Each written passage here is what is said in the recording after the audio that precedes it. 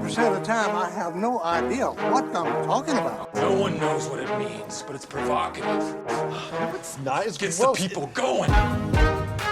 You're now listening to Diagnonsense. Look at all this damage! With Justin Pendergrass and Kurt Honak. You are a sad, strange little man. Then we would just be idiots saying nonsense.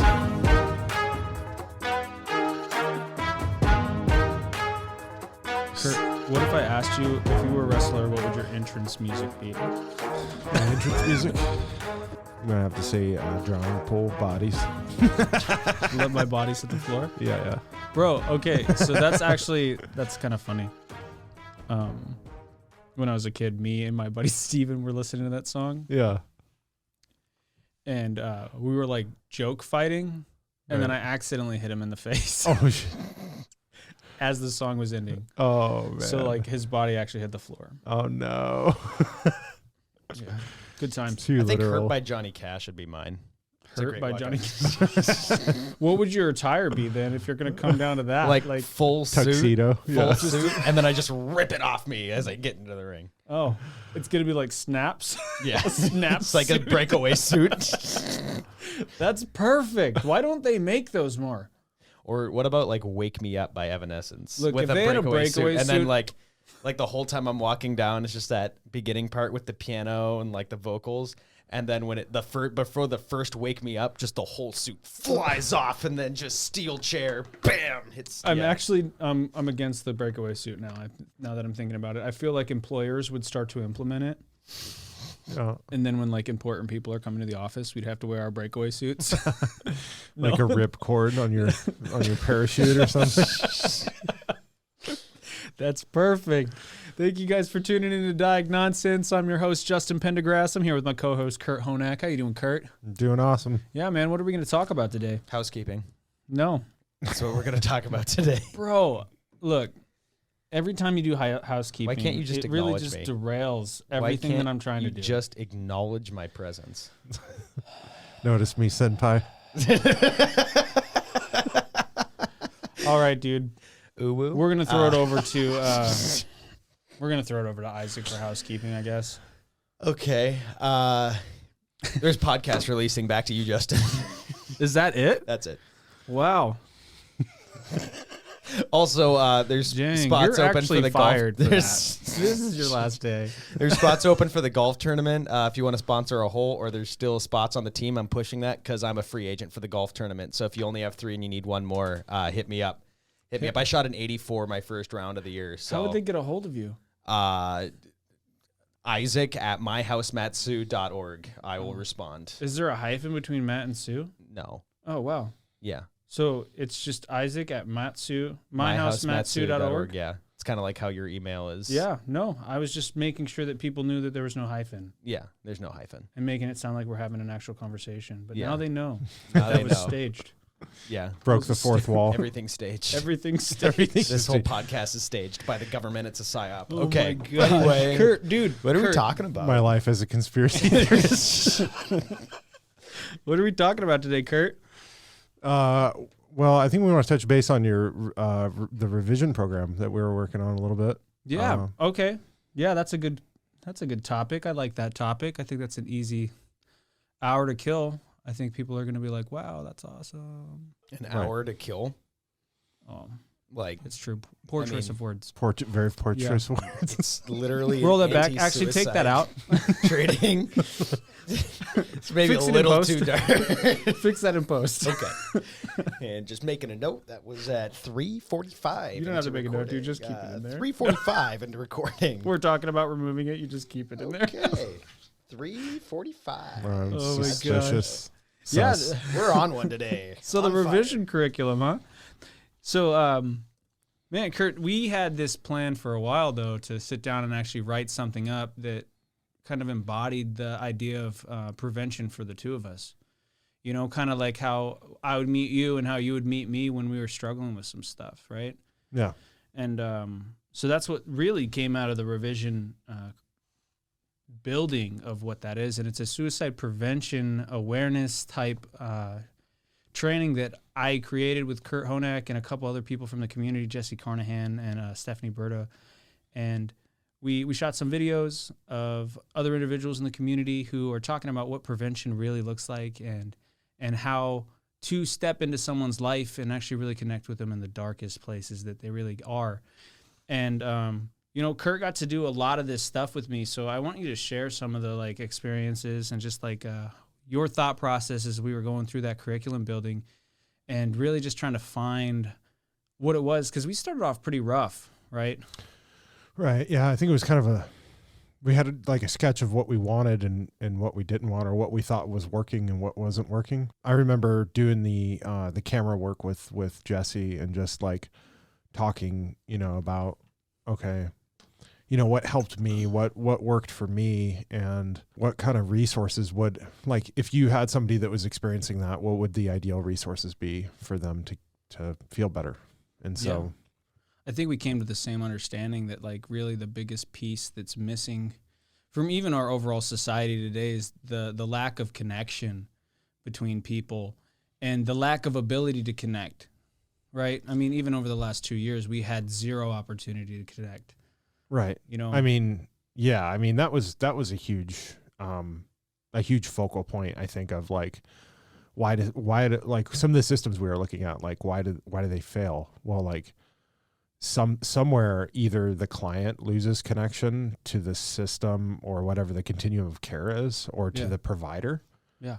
Or like somewhere in there's a disconnect between the client receiving services and I don't want to just say like client, like that's the whole, that's like, we're trying to humanize, like, because a lot of the, from my perspective, like going through what I went through, I see a lot of like systems are built around like, if we could just like change this one thing or fix this one problem, then the whole continuum of care and like that lack of like fluidity and like the ability to respond dynamically, I think is what creates that disconnect in a lot of systems. So I think when we were looking at that was probably one of the things that I was thinking of, is just like, where in the system is, and it was weird too, right? Cause I was working with Jesse and it was like just talking to Jesse was like, yeah. I mean, that does make a lot of sense, the humanistic part of it.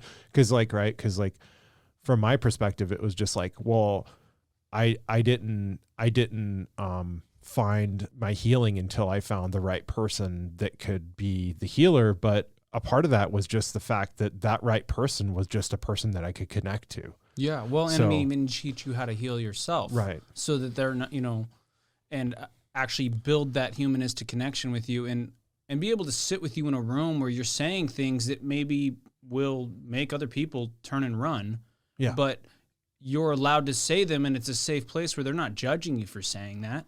They're like, yeah, I'm sorry that you're feeling that way, but I mean, let's try to find some solutions in this, and let's sit through this, and let's grieve through this together.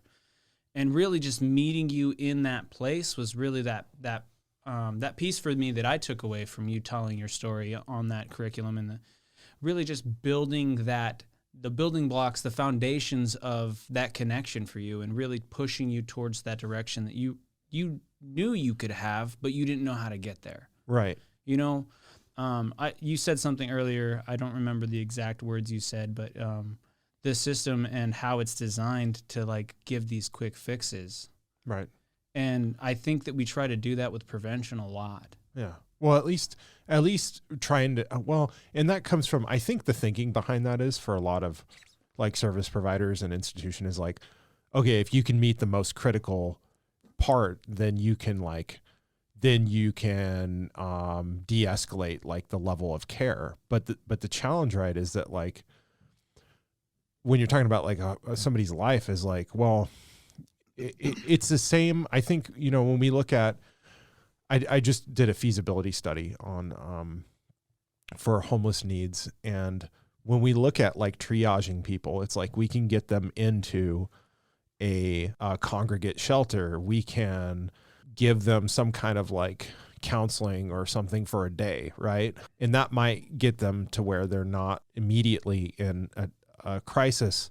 That doesn't kind of address the whole entire issue. And that's what I felt like I really liked about this curriculum, was just that, like, you know, we don't have to pretend like this one little thing is going to solve it, but we also are not immobilized by that. Like, we can still like work with a person on like different levels of where they're at. It doesn't have to be this really strict like approach, and it doesn't have to be something that is like where we feel helpless because we have to defer like something to somebody else, that because like it's very humanizing, because it's like, well, everybody can approach and help in some way. Yeah. That's what I felt like, you know. Well, I think that working something with that it. people don't really truly understand is that somebody who's struggling with these deeper emotions and those thoughts of suicide, those things don't ever go away. They do come back. There's still thoughts that cross your mind because you've made a decision in your life, right? And that's a decision that you know that you could make now. And I think that a lot of the times we treat prevention like it's a one-stop shop, like we're going to fix it today and then it's never going to be talked about again. We're done. We did wipe my hands of it and it's over. But in my experience and, you know, what you and I have been doing is we have to meet people every single day sometimes.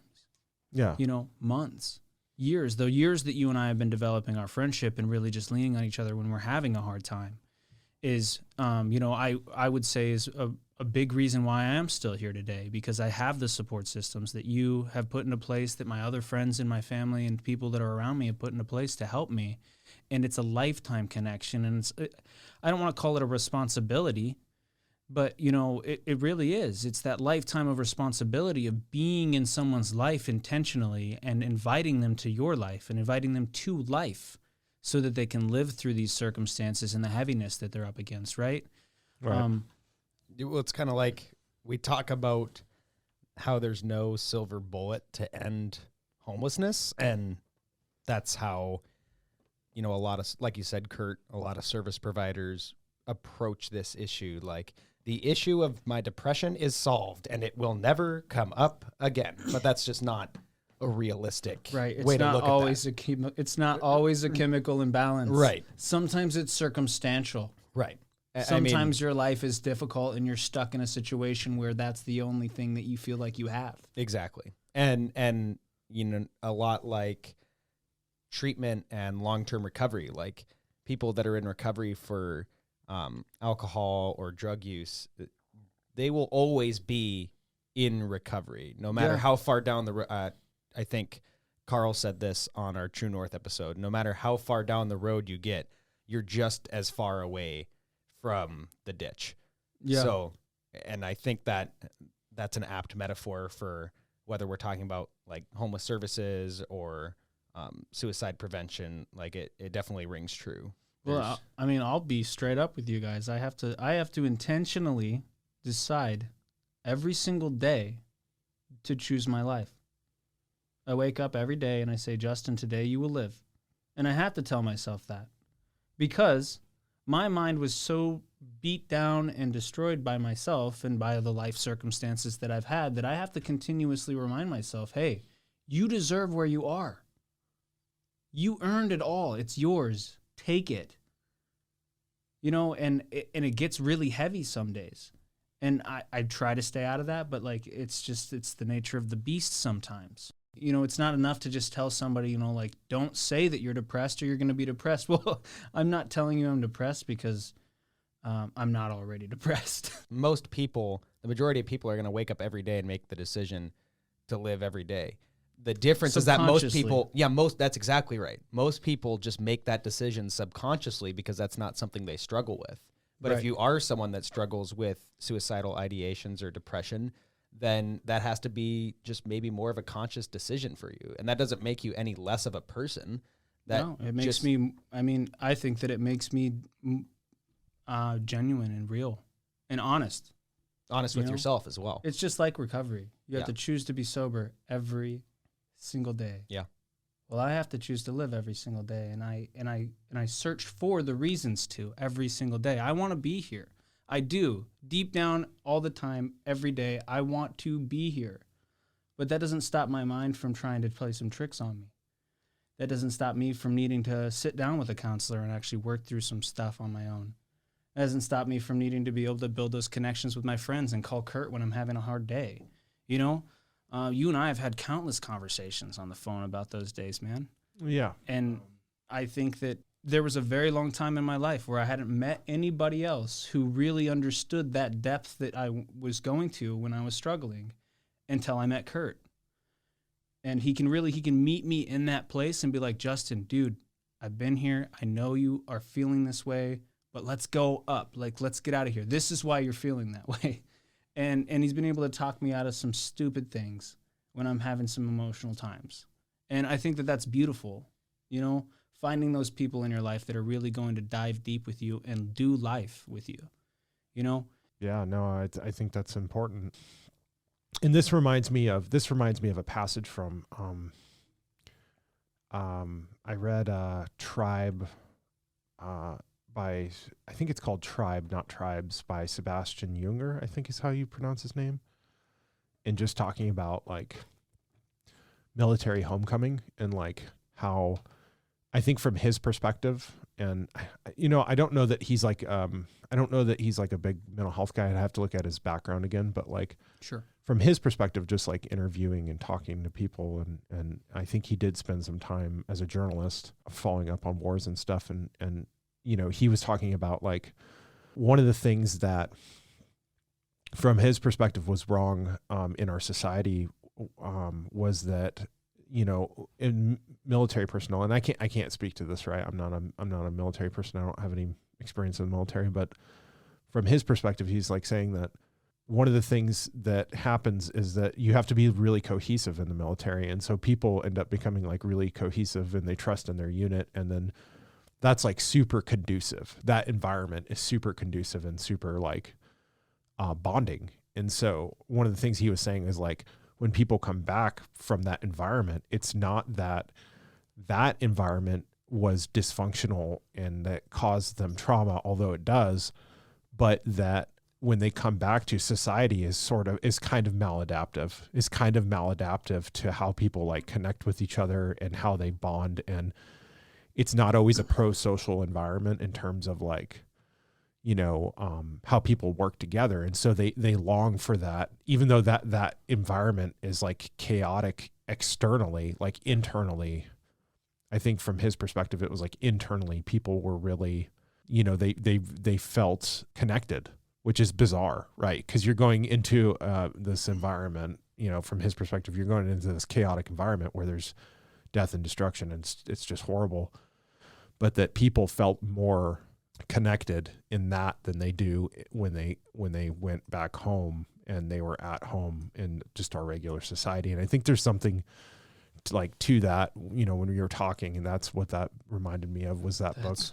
That's kind of wild to actually think about. Well, I come from a team sports background, and obviously it's not to the same extent where you're dealing with life or death circumstances every day, but it's kind of a similar environment. You spend that much time around the same people every day. I think you do build those connections a little, like exactly what you just said. They're pro-social connections, Yeah. which is I believe like how human beings we're supposed to be. Like we're supposed to be able to like trust your brothers and sisters, right? Kind of like you're supposed to be able to like feel accepted, and like it's and like, you know, we work against the environment or we work against whatever. Like we always have this like task to overcome, and that's really healthy. I think that's a really functional environment. But like in our society too, you know, talking about like being disconnected and like to the level of like where we're afraid to like reach out to people. And Right. and that's what I like about the curriculum, because I feel like it takes that and like flips it on its head in terms of a perspective like, what if that's exactly what's needed? I think that it does a good job at touching on that idea of humanistic connections are, they're not the 100% only fix that they need, Right. but humanistic connections create opportunity in all avenues of your life to excel. Yeah. and to make some changes and to be mindful about your environment and your mind and what's going on. But- Because now you have other people around you who actually do genuinely care about you, who are going to be like, hey, Kurt, bro, what's going on? Right. You know? Well, I think they're definitely critical, you know, for healthy environment, for functional environment. They're absolutely essential. You can't, like when, like in our team, right? Like at work or what we do. I mean, you have to be at some level, you have to be like connected like that, or else it wouldn't be functional. I mean, I think that, you know, that's like how we're supposed to be connected to each other. No, it definitely works beautifully, the ebb and flow of it all. And I kind of wanted to go back to something that you said about the military and their connections in that chaos, because it's like the only thing that they're able to do is connect. I think that's the great thing about working here. I think we Yeah. have a little bit of that because of the work that we deal with. I mean, and that's been my favorite thing about working here, is that it feels closer to something like my experience with team sports, or like my other favorite jobs that I've had. You have that sense of camaraderie, and like it's more than just your coworkers. We're in each other's lives. Right. Like, if I needed something and I knew that Isaac was the guy that I needed to call for that, I know that he would show up for me and be in my life in that circumstance. You know, I know that Kurt would show up for me if I was struggling with my mental health. I know that Michael, one of our case managers out there, would show up for me if I needed help with anything. You know, I mean, he's my best friend, but like, Right. you know, that knowing hurts. that also, Not me. no, Darn. never. Knowing that also creates that opportunity, though, to like, for me to be a little vulnerable and to be able to open up to people about when I'm hurting and when I need them. And I love that, because I love the idea that the military has that aspect. That's something that actually made me want to become a service member, because I was looking for connections so much that I was willing to go be a soldier to do it. Right. You know? And I was happy and lucky enough to find it here in my home. Yeah, no, I think there's something to that. I mean, another book that I've mentioned before, Trauma and Recovery, you know, talks about some of the most resilient units in Vietnam for psychological breakpoints were these small units that had a lot of, like, I don't know if you would say tenure together, but they basically were together for longer. Yeah. And so they had like a team bond built up. And so Multiple years. those were some of, like, the author was saying that those were some of the most psychologically resilient units. And so I think there's something to that. But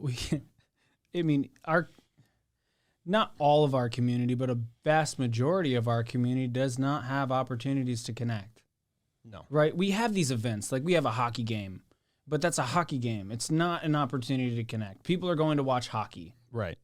You know, we're not creating opportunity for people to get out of their homes and be together as a community and be together as a collective of individuals, you know, despite their differences. Right. And when we do have small events like that, they are amazing.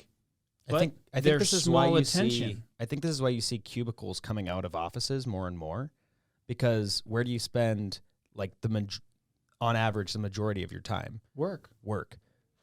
When you're awake. And I think if that's where you're going to spend the majority of the time, if you come look at our office, like everything, not me, I'm trapped in the dungeon back here in the recording studio, but everyone else is like out in the main lobby, and there's no separation. Even the people that have kind of those offices, usually the doors like open. Everyone kind of flows back Well, and we forth. make a point to go back there and be like, hey, how are you doing? Say Yeah. hi to those people. You know, Right. Michelle will come out and she'll walk around the office real quick, you know, just do a turn and burn in there and then go back to her Right. office, just because she needs that quick connection. That's not a Zoom meeting, because Yeah. Zoom's, all right, the internet is the worst possible thing that could have actually happened for connectivity, because we're preaching this idea that more connected than ever, but we're not.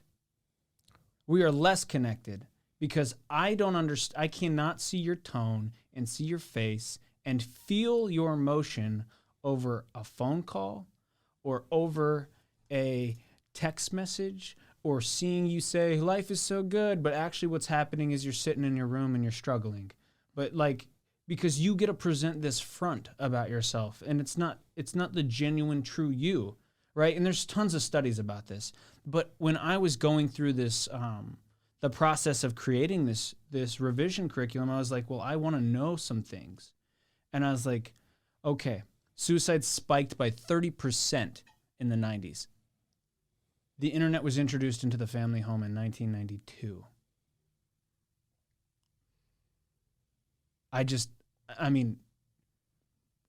My theory is that is definitely something that connects the dots, right? Because now you have access to understanding about your suicide, but you also have access to understanding how to do it. You have people online who are going to constantly harass you that you may never even know. Keyboard warriors, right? We have them. Whether you agree with me or not, it hurts your feelings when somebody's coming after you online, right? Even if you have a little bit more resilience, like maybe the guys in this room, but that eats at people. Right. You can't escape your bullies. You can't escape your problems because the moment that, you're driving in traffic now and you cut somebody off without even meaning to, you're blasted all over the internet. Now you're the worst person in town. You know what I mean? Like, we're not creating opportunities to connect. We're creating divide, and we're actually thriving off divide. And the division in our community and in our society is constantly growing. Well, and I don't want to get into politics, right? Like, right. But we are dividing each other up into these subcategories of people, and I don't understand. Right. I want to understand. I want to understand why we are doing this. Because we're supposed to be the United States of America, and we are the most divided country in the world. That's how it feels sometimes. That's definitely how it feels to me. Because you can't go into anywhere without you instantly being defined by who you are, your age, your sex, your gender, your race. You're instantly put into this category of a person. And I'm white. I'm not saying that I have a hard time. I'm saying that it's unfair for anyone and everyone to feel that disconnect instantly. Right. And I want our society to create opportunities for people to be people and connect with each other and just get over yourself. You know what I mean? Yeah. Well, that's, that reminds me of, and it's a real thing, right? Because, we all the science fiction authors have predicted this, right? Because with like, you've heard of like transhumanism, right? Which is like, basically like you become like more advanced because of like technology. Like you sort of like transcend your like capabilities through technology. And so like, I feel like, right, like the calculator on my phone. Right. Well, when you said transhumanism, I was thinking like combining man with dolphin for the first dolphin. But that's a core element of the like kind of like the cyberpunk sort of like genre is like, technology in this double-edged sort of like, as we're already left to our own devices, no pun intended. We're that's already, so metal. Deliverance starts playing. but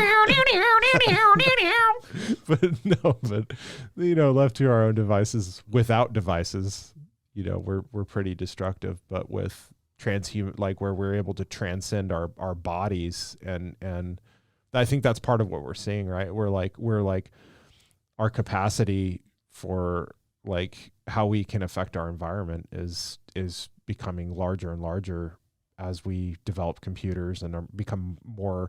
It's like what Elon Musk said about what was it, like smartphones. You're already a cyborg, right? Because you're attached to your phone, your smartphone.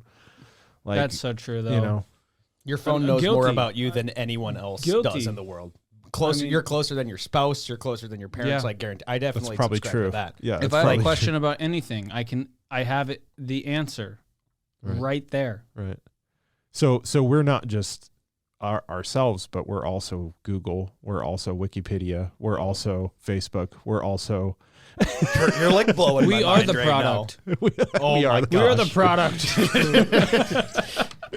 Well, that was like what was no. It's funny you say that because this band I started listening to called Three Teeth. They are like they have this one of their songs I think is like the final product. No, it's not. It's not. No, it's more like industrial, like like Three Teeth just punk. makes me think about like But no, Deep South. They're much cooler than that. But no, they've got like a final product or something is one of their songs, and they talk about a lot of that transhumanist sort of like, or it's at least a theme I see in their works presented, and like how do we escape that? Because it's like freeing, but then it's also a prison too, because we're becoming more disconnected and we're sort of like enslaving ourselves to that, in a way. No, man, that's so true. I mean, dang. So the moral of the story is find an opportunity to connect. Yeah. Yeah. Find opportunities to connect. Talk to the lady at the grocery store and ask her how her life is when you're checking out. Like facts. I mean, was that directed at me? Kurt, I know you'll talk to the lady at the grocery store. Bro, your game is like, oh gosh, it's so high. It's good game. Isaac and I don't even have to practice any of that stuff anymore because we're spoken for, but like I've seen Kurt. Well, if you guys are interested in hearing anything else about the revision trainings that me and Kurt are doing, and have developed over the last couple of years, you can reach out to me at justin@myhousematsu.org. Is it hyphenated? No hyphen, bro. Oh, okay. Actually, no Gotcha. hyphen.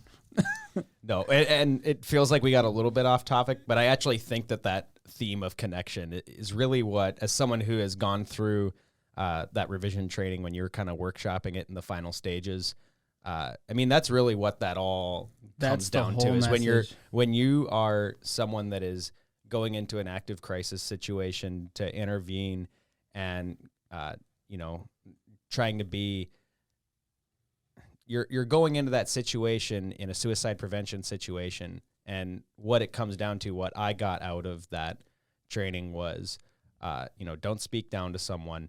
Don't try to relate to someone. Don't try to fix their problem. Just listen to what they're going through and connect with them. Be with them. I mean, maybe not try, like, relating to people is fine, right? But don't create a way for you to be related. Like, oh, you like Pokemon? I've seen Digimon. Don't try to don't be. You're not there to try to talk about what all you're going through. You're not trying to make it about you. Don't make it about you. Yes. If you're trying to relate to them, you can relate to someone, but don't make it about you. There's a difference, right? There's a difference because with peer support stuff, you're supposed to share who you are. Right. But when you're working with somebody who's in those crises and you're trying to help navigate them to the other side of it so that they can, move forward in their lives. If you're talking about what you've been through, they don't care. Right. Because right now, what you've been through, no matter if it's worse off or worse than anything they've ever been through, it doesn't feel like that to them. Right. And perception is reality. Right. And they're, So, and also do not treat those people who have an easier life story than yours like they didn't experience hardship. Yeah. Because their hardship is the only hardship they know. And it is unfair for you to determine whether yours was worse than theirs. Just connect. Every single person deserves the opportunity to be connected with. And find those opportunities to connect with people. Again, if you guys need any information about the revision curriculum, please do reach out to me. You can call our office at 373-4357. You can ask for myself or Kurt. We'll be able to give you guys some information. And then we're going to continue to move forward. I hope you guys tune in next time. Hopefully we're going to be talking about some super cool politics. Some more government legislation, baby. Ooh. Everyone's favorite thing. Everyone's favorite. Don't miss that. The fave. All 18 of the people who listened to the last one. We have dozen of listeners. Yes. Dozen. Dang, that's more than my last release, though. So. Ooh. Too real. Too real. JK. Well, Kurt was throwing out some bars you should have been writing down for your next song. I already did. Yeah, I wrote them down. Good. Good. Kurt, you'll get credit. Okay. Sounds good. Kurt's gonna jump in, featuring Kurt Honak. It's going to be featuring Justin Pendergrass. It's Kurt's song now. Johnny Cash. Kurt is roping nuisance it back. music. Yeah, roping it back to Johnny Cash there. Yeah.